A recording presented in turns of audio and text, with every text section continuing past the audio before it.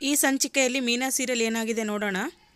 ನೀವು ರ್ಯಾಗಿಂಗ್ ಮಾಡಿದಾಗಲೂ ಸುಮ್ಮನೆ ಇದ್ಲಲ್ಲ ಶಾಂತಮ್ಮನವರೇ, ಇವಳು ಕಲಿಗಾಲ ಇದು ತಿರುಗಿಸಿ ತಿರುಗಿಸಿ ಹೊಡೆಯುತ್ತೆ ಅಂತಾನೆ ರಂಗನಾಥ್ ಅವರು.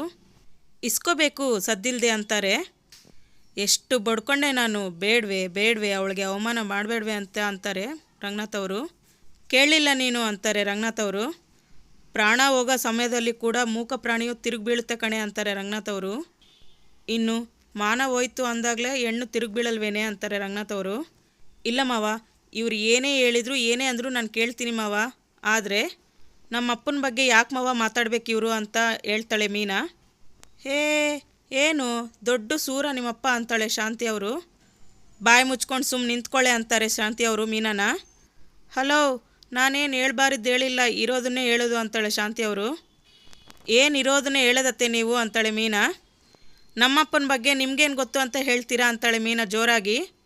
ಆಹಾ ಮಹಾಭಾರತಲ್ಲಿ ಬರೋ ಧರ್ಮರಾಯ ಇವರಪ್ಪ, ನಮಗೆ ಗೊತ್ತಿರಬಾರ್ದಾ ಅಂತಾಳೆ ಶಾಂತಿ. ಅತ್ತೆ ಅಂತ ಜೋರಾಗಿ ಕಿರಿಸ್ತಾಳೆ ಮೀನಾ. ಏನೇ ಕೂಗಾಡ್ತೀಯ ಅಂತಾರೆ ಶಾಂತಿ ಅವರು ಮೀನಾನ. ನಮ್ಮ ಅಪ್ಪನ ಬಗ್ಗೆ ಮಾತಾಡೋ ಅಧಿಕಾರ ಆಗಲಿ ಹಕ್ಕಾಗಲಿ ಯೋಗ್ಯತೆ ಆಗಲಿ ನಿಮಗಿಲ್ಲ ಅಂತ ಹೇಳ್ತಾಳೆ ಮೀನಾ. ಆವಾಗ ಮನೋಜ ಇದ್ಕೊಂಡು ಹೇ ಹುಡುಗಿ, ನಮ್ಮಮ್ಮ ಯೋಗ್ಯತೆ ಬಗ್ಗೆ ಮಾತಾಡ್ತೀಯ ನೀನು ಅಂತಾನೆ. ನಿಮ್ಮಮ್ಮ ನಮ್ಮ ತಂದೆ ಯೋಗ್ಯತೆ ಬಗ್ಗೆ ಹೇಗ್ರಿ ಮಾತಾಡ್ತಾರೆ ಅಂತ ಹೇಳ್ತಾಳೆ ಮೀನಾ. ಆಗಲೇ ನಿಮ್ಮ ಬಾಯೇನು ಬಿದ್ದೋಗಿತ್ತಾ ಅಂತಾಳೆ ಮೀನಾ. ಇನ್ನೊಬ್ಬರು ಮನೆಯವ್ರ ಬಗ್ಗೆ ಮಾತಾಡಬೇಡ ಅಂತ ಹೇಳೋಕ್ಕಾಗಿಲ್ವಾ ನಿಮಗೆ ಅಂತ ಹೇಳ್ತಾಳೆ ಮೀನಾ ಮರ್ಯಾದೆ ಅಂತ ಕೋಪದಲ್ಲಿ ಹೇಳ್ತಾಳೆ ರೋಹಿಣಿ. ಕೊಟ್ಟು ತಗೋ ಅಂತಾಳೆ ಮೀನಾ. ಜಾಸ್ತಿ ಮಾತಾಡ್ತಾ ಇದೆಯಾ ಅಂತಾಳೆ ರೋಹಿಣಿ. ಇಲ್ಲಿವರೆಗೂ ನಾನೇನು ಮಾತಾಡಲಿಲ್ಲ ಅಂತಾಳೆ ಮೀನಾ. ಈಗ ಮಾತಾಡಲೇಬೇಕಾಗಿದೆ ಅಂತಾಳೆ ಮೀನಾ. ಅತ್ತೆ ಪ್ಲೀಸ್ ನೋಡಿ, ಇದೆಲ್ಲ ನಿಮ್ಮಿಂದನೇ ಆಗಿದ್ದು ಅಂತಾಳೆ ಶ್ರುತಿ. ನೀವು ಅವಳ ವಿಷಯದಲ್ಲಿ ತುಂಬ ಕೇವಲವಾಗಿ ಮಾತಾಡ್ಬಿಟ್ರಿ ಅಂತಾಳೆ ಶ್ರುತಿ ಅವ್ರ ಅತ್ತೆನ.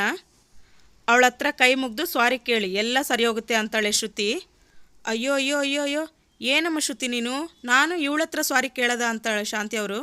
ಅಯ್ಯೋ ಏನಮ್ಮ ಬಂಗಾರ, ನೀನು ಹಿಂಗೆ ಮಾತಾಡ್ತಾ ಇದೆಯಾ ಅಂತಾರೆ.